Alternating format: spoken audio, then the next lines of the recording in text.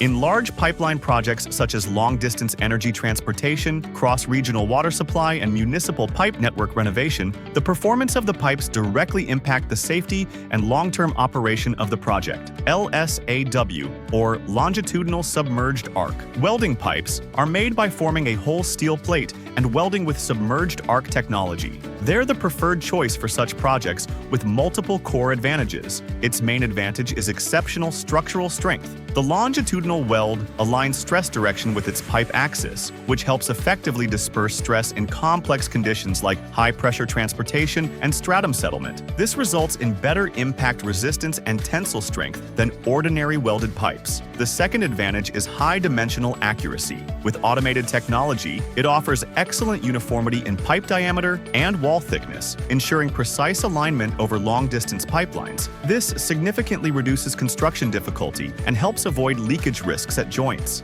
It also delivers excellent sealing and anti-corrosion adaptability.